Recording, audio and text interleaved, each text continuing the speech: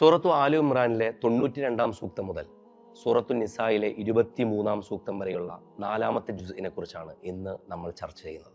നിങ്ങൾക്ക് ഏറ്റവും ഇഷ്ടപ്പെട്ട കാര്യങ്ങൾ ചെലവഴിക്കുന്നതിൽ മാത്രമാണ് നിങ്ങളുടെ പുണ്യമുള്ളതെന്ന ആയത്ത് പരാമർശിച്ചുകൊണ്ടാണ് ഈ ജുസ് തുടങ്ങുന്നത്. ലോകത്തെ ആദ്യത്തെ ആരാധനാലയമായ കഅബയുടെ മഹത്വം പ്രഘോഷിച്ചുകൊണ്ടാണ്, മക്കയുടെ പവിത്രതയെ മുൻനിർത്തിക്കൊണ്ടാണ് 96-ാമത്തെ ഈ ആയത്ത് സംസാരിക്കുന്നത്. അള്ളാഹുവിൻ്റെ പാശത്തിൽ മുറുകെ പിടിക്കുക വഴിയാണ് നിങ്ങളുടെ വിജയമെന്നും ഭിന്നിക്കരുതെന്നുമുള്ള മുസ്ലിം സമുദായത്തിനുള്ള ഐക്യത്തിൻ്റെ നിർദ്ദേശമാണ് മറ്റൊന്ന്. ഉത്തമ സമുദായമായി നന്മ കൽപ്പിക്കാനും തിന്മ തടയാനുമായി നിയോഗിക്കപ്പെട്ടവരാണ് മുസ്ലിമുകൾ എന്ന വിശദീകരണമാണ് 110-ാമത്തെ സൂക്തത്തിലുള്ളത്. പരാജയങ്ങളിൽ തളരാതെ തെറ്റുകൾ തിരുത്താനുള്ള പാഠങ്ങളാണ് ഉഹുദ് യുദ്ധത്തിൻ്റെ പശ്ചാത്തലം മുൻനിർത്തി നടത്തുന്ന വിശദീകരണങ്ങളിൽ അള്ളാഹു വിശ്വാസികളോട് സംവദിക്കുന്നത്. സ്വർഗത്തിലേക്ക് നിങ്ങൾ ഓടി മത്സരിക്കുകയെന്നും ക്ഷമയുള്ളവർക്കാണ് അത് ലഭിക്കുകയെന്നും പാപമോചനത്തെ മുൻനിർത്തിയുള്ള 133-ാമത്തെ സൂക്തം ഹൃദയഹാരിയാണ്. രക്തസാക്ഷികൾ അള്ളാഹുവിങ്കൽ എന്നെന്നും ഉപജീവനം ലഭിക്കുന്നവരാണെന്നും ജീവിച്ചിരിക്കുന്നവരാണെന്നും അവർ മരിച്ചവരാണെന്ന് നിങ്ങൾ പറഞ്ഞു പോകരുതെന്നും 169-ാമത്തെ സൂക്തത്തിൽ അള്ളാഹു മനുഷ്യരോട് സംവദിക്കുന്നു.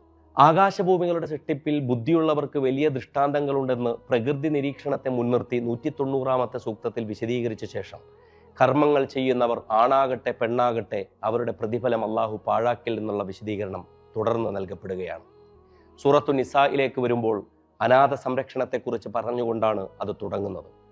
അവരുടെ സ്വത്ത് കൈക്കലാക്കരുതെന്നും അത് അന്യായമായ വലിയ പാപമാണെന്ന് വിശദീകരിച്ച് സ്ത്രീകളുടെ വിഹിതത്തെക്കുറിച്ച് പ്രത്യേക പരാമർശം നടത്തി കുടുംബ സ്വത്തിൽ അവർക്ക് അള്ളാഹു നൽകിയ അവകാശത്തെ വിലമതിക്കണമെന്ന് തുടർന്ന് നിർദ്ദേശം നൽകപ്പെടുന്നു.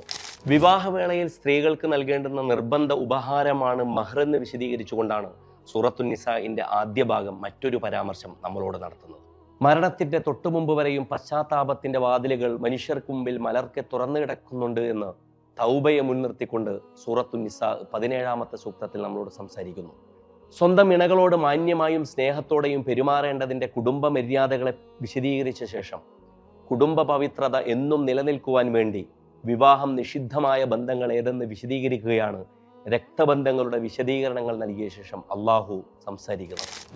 പ്രതിസന്ധികൾ നേരിടുമ്പോൾ വിശ്വാസികളുടെ സ്വഭാവഗുണങ്ങൾ എന്താകണമെന്നുള്ളതിനെക്കുറിച്ചും സാമൂഹ്യ നീതിയെക്കുറിച്ച് പൊതുവിലുമാണ് 4-ാം ജുസ് നമ്മളോട് സംസാരിക്കുന്നത്. Oh